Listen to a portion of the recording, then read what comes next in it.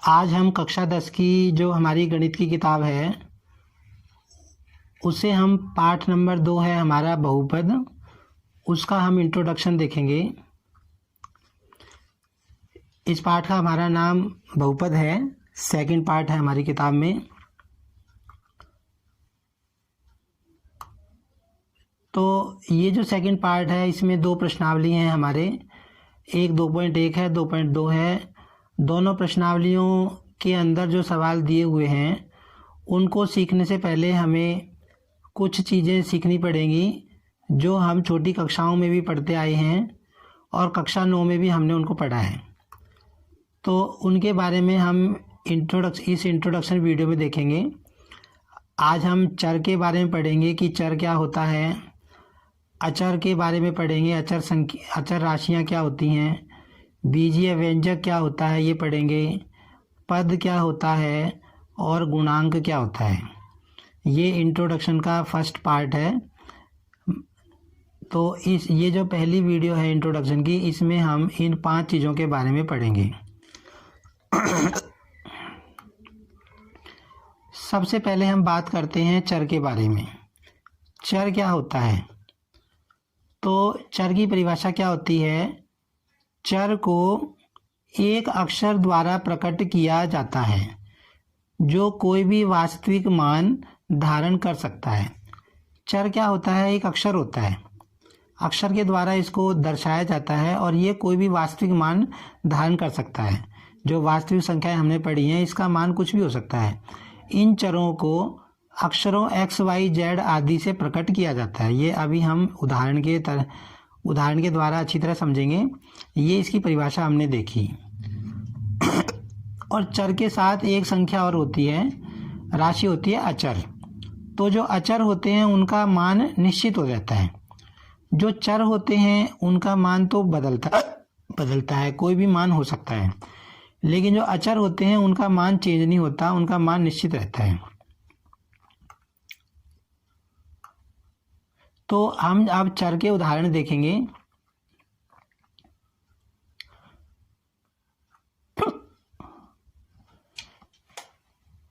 ये इस तरह का व्यंजक आपने कक्षा 9 में देखा होगा और छोटी कक्षाओं में भी देखा होगा। ये लिखा हुआ है x + 10। तो यहाँ पर ये जो x है, ये हमारा क्या है? इसको कहते हैं चर।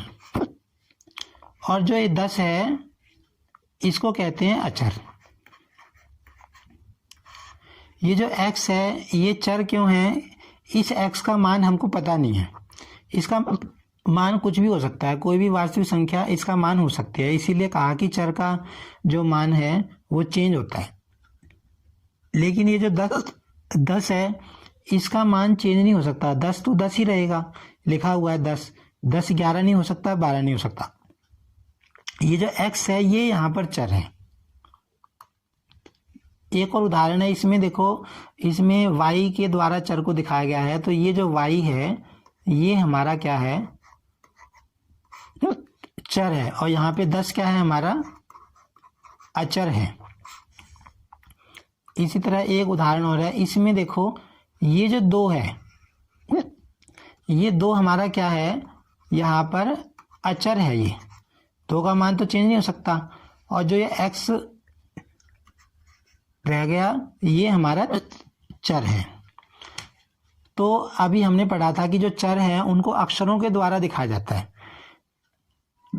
जो इंग्लिश अल्फ़ाबेट है x, y, z, m, n, o, p, q, इनके द्वारा हम इसको लिख सकते हैं। यहाँ पर इसमें x के द्वारा चर को लिखा है, इसमें y के द्वारा और इसमें x के द्वारा।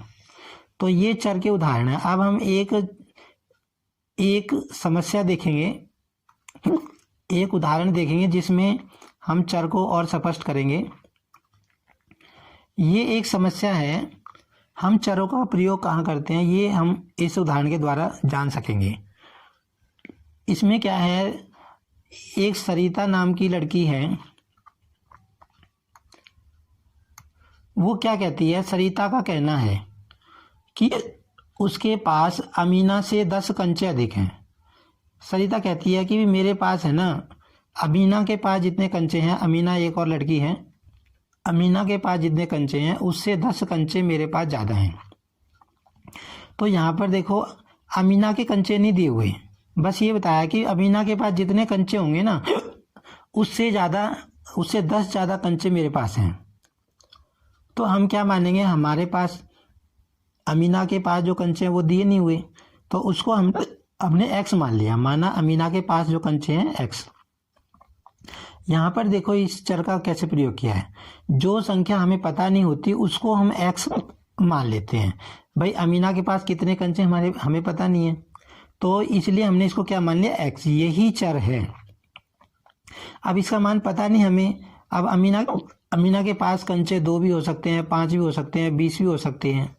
तो फिर सरिता के पास कंचे कितने हो जाएंगे, कंडीशन क्या दी है कि भाई सरिता के पास कितने कंचे हैं, जितने अमीना के पास हैं उससे 10 ज़्यादा हैं, तो x जमा 10 होगी। तो अब अगर हम इसको, हमने क्या लिखा, मान लिया हमने अमीना के पास कंचे x हैं और सरिता के पास कंचे कितने हो जाएंगे, x जमा 10। तो यदि अमीना के पास हम मान लेते हैं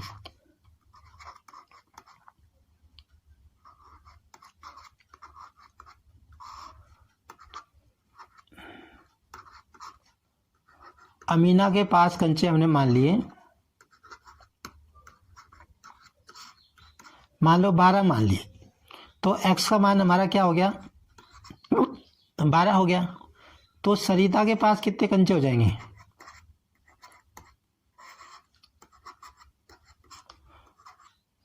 सरिता के पास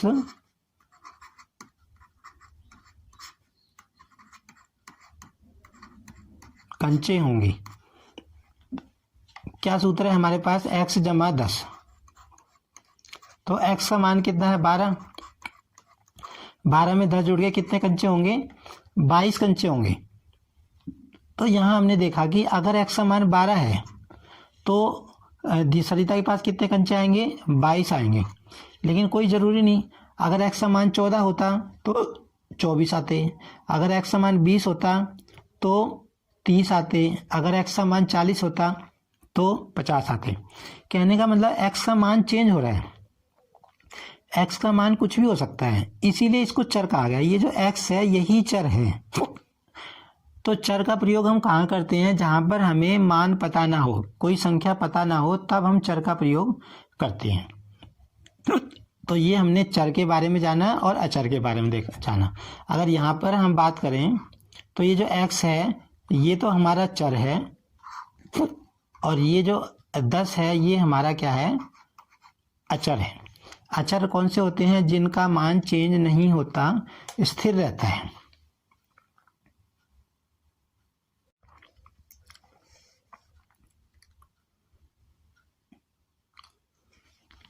अब बात करेंगे हम बीजीय व्यंजक की। बीजीय व्यंजक क्या होता है, इसमें लिखा है हम चरों और अचरों को संयोजित करके बीजीय व्यंजक बनाते हैं। अभी हमने जो उदाहरण देखे वो वास्तव में बीजीय व्यंजकों के उदाहरण थे। तो इसमें क्या लिखा है कि चरों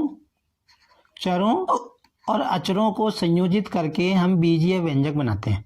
मतलब चर और अचर को मिला के जो बनेगा वो क्या बनेगा, हमारा बीजीय व्यंजक बनेगा। बस उसमें हमें क्या जोड़ का निशान आ सकता है, घटा का आ सकता है, गुणा का आ सकता है। उदाहरण देखते हैं हम, जैसे कि देखो x जमा 10 है, तो ये x हमारा क्या है, अभी देखा था हमने, x तो हमारा चर है और 10 क्या है, हमारा अचर है। तो हमने चर लिया और अचर लिया और इसको जोड़ दिया, तो ये सारा जो हमारा बन गया ना x जमा 10, ये हमारा बन गया बीजीय व्यंजक। इस x प्लस 10 को हम बीजीय व्यंजक बोलते हैं। तो इसमें 3 चीज़ें शामिल हैं, कौन कौन सी, एक तो चर है, एक अचर है और एक निशान है। चाहे वो जोड़ का हो सकता है, घटा का हो सकता है, गुणा का हो सकता है, भाग का हो सकता है। एक और उदाहरण देखते हैं। देखो यहाँ पर देखो घटा का निशान आ गया, तो यहाँ पर जो ये 2 संख्याएं देखो 5 और 6, ये तो हमारी अचर हैं, क्या है ये, अचर। और जो x है हमारा वो क्या है, चर। तो यहाँ पे हमने एक चर लिया और दो अचर संख्याएं ली और घटा का निशान लिया और हमारा ये बन गया एक विजयी बीजीय व्यंजक। ठीक है, एक उदाहरण और देखते हैं हम। ये हमारा y/6 है। देखो यहाँ y को 6 से भाग किया हुआ है, तो ये जो y है ना, y ये तो हमारा यहाँ पे क्या, किसका काम कर रहा है, चर का। और जो 6 है ये हमारा कर रहा है अचर का। तो ये y/6 हमारा हो गया पूरा बीजीय व्यंजक, क्योंकि इसमें एक हमने चर y लिया और एक अचर लिया 6 और इसको भाग कर दिया। तो ये हमारा बीजीय व्यंजक होता है। अब बीजीय व्यंजकों के और उदाहरण देख लेते हैं हम। जैसे देखो ये 2t+7 है, तो इसमें क्या क्या लिया है, देखो ये जो 2 है, ये नहीं t है, जो t तो हमारा क्या है, चर है। जो भी इंग्लिश अल्फ़ाबेट का अक्षर होगा वो हमारा चर होगा। और ये जो 2 है और ये जो 7 है ये हमारा किसका काम कर रहे हैं, अचर का काम कर रहे हैं, क्योंकि इनका मान चेंज नहीं हो सकता। अब ये वाला है, देखो इसमें ये 3 और 9, 3 और 9 तो क्या बन जाएंगे हमारे, 3 और 9 बन जाएंगे हमारे अचर। और ये जो y है ये क्या बन गया हमारा, चर। तो चर और अचरों को मिला के जो बनता है वही उसी को कहते हैं बीजीय व्यंजक। यहाँ पर देखो, यहाँ पर है ना x तो हमारा चर है, जहाँ जहाँ x आया है, देखो ये x आया, ये चर। और अचर कौन कौन से हैं इसमें, अगर हम देखें तो एक तो 3 है, -7 है, 8 है और -7 है, ये सारे हमारे अचर हैं। और ये पूरा क्या कहलाएगा, एक बीजीय व्यंजक कहलाएगा।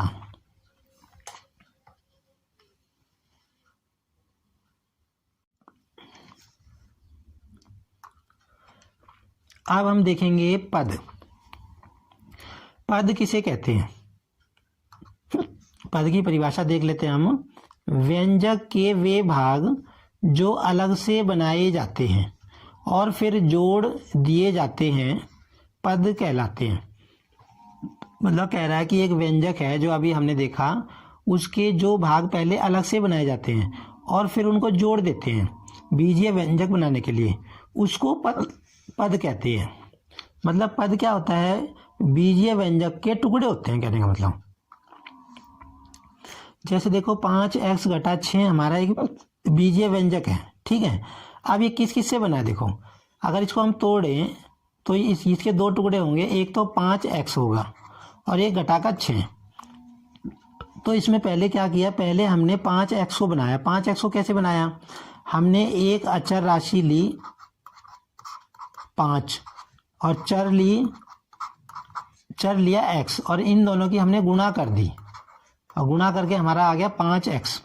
तो देखो पहले हमने 5x बनाया और एक अचर राशि ली हमने -6 और फिर इन दोनों को हमने क्या करा, जोड़ दिया।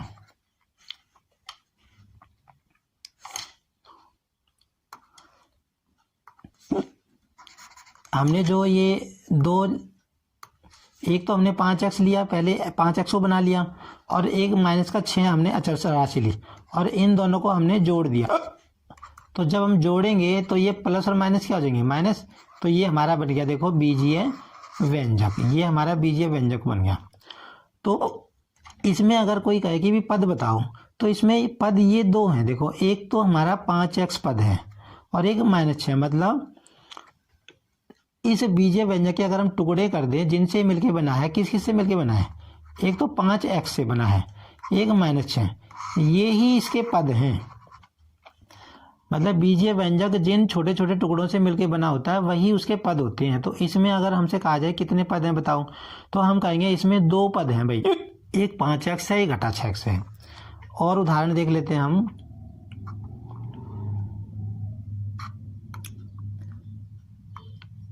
अब जैसे मान लो देखो ये है, ये हमारा एक बीजीय व्यंजक है, इसमें कई पद बताओ, तो हम कहेंगे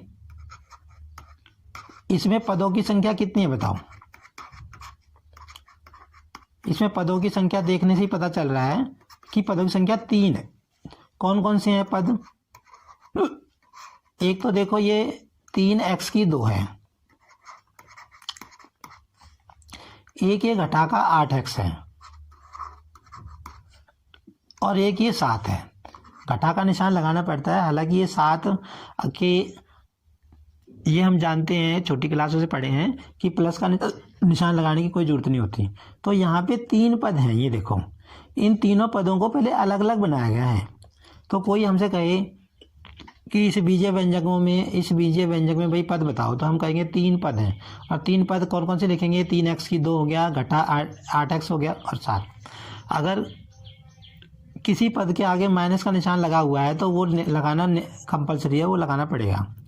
तो ये पहले देखो 3x की 2 बनाया होगा उन्होंने, कैसे बनाया होगा? एक तो अचर राशि 3 ली और एक चर ली, चर को फिर हमने क्या करा? 2 बार गुणा कर दिया, तो हमारा बन गया 3x की 2। और ये कैसे बना हमारा? देखो एक हमने अचर राशि ली -8, उसको x से गुणा कर दिया, और ये कैसे बना? सिर्फ एक अचर राशि ली।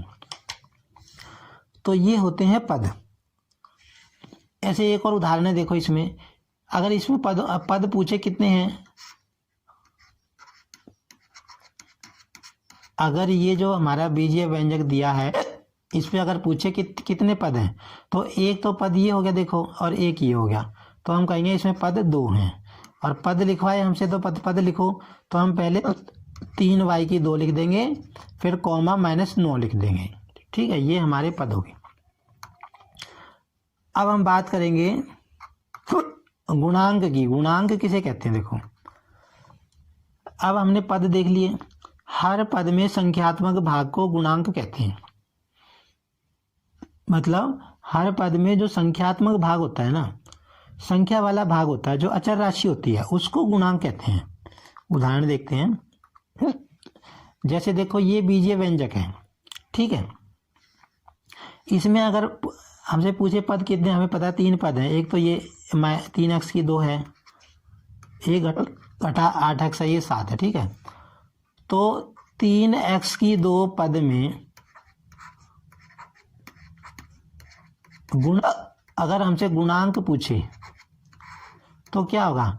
ये जो इसके आगे देखो, ये जो इसके आगे ये लगा हुआ है, नंबर लगा हुआ है, संख्या लगी हुई है, ये इसका गुणांक होता है। इसका इस पद में गुणांक 3 है। इसी तरह दूसरा पद हमारा क्या है? -8 है। -8x में गुणांक क्या होगा हमारा?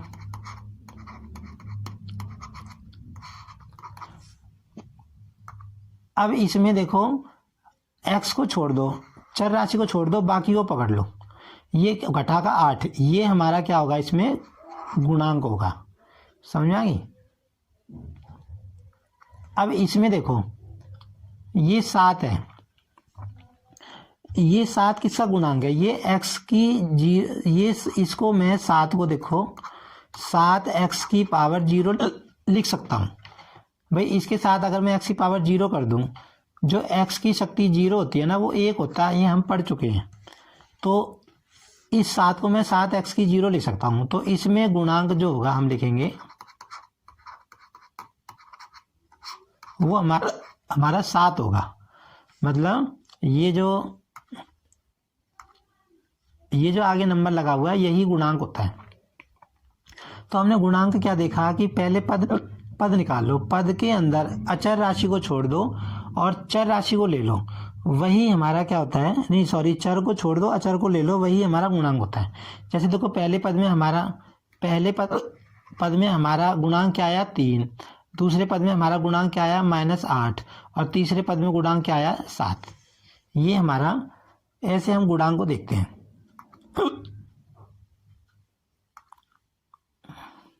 अब गुणांक को पढ़ते कैसे हैं? गुणांक अगर पूछा जाएगा तो कैसे पूछा जाएगा पता है?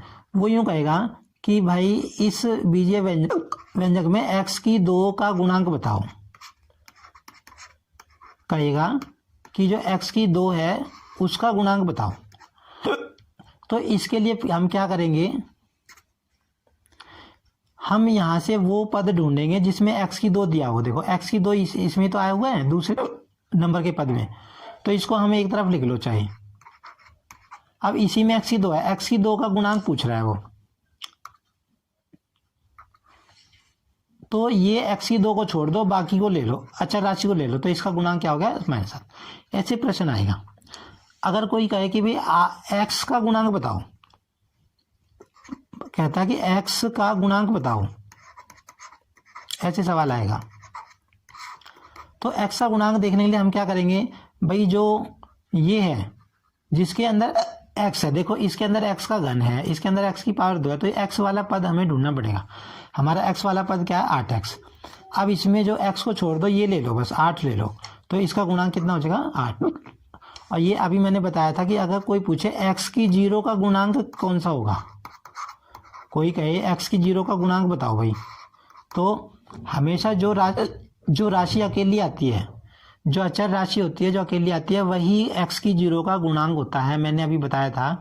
इस 7 को -7 को हम देखो -7 गुणा 1 लिख सकते हैं, और 1 की जगह मैं x की शक्ति 0 लिख सकता हूँ, तो यही x की घात 0 का गुणांक होता है। तो इसका गुणांक हो जाएगा -7। तो ये हमने गुणांक के बारे में देखा, गुणांक क्या होता है।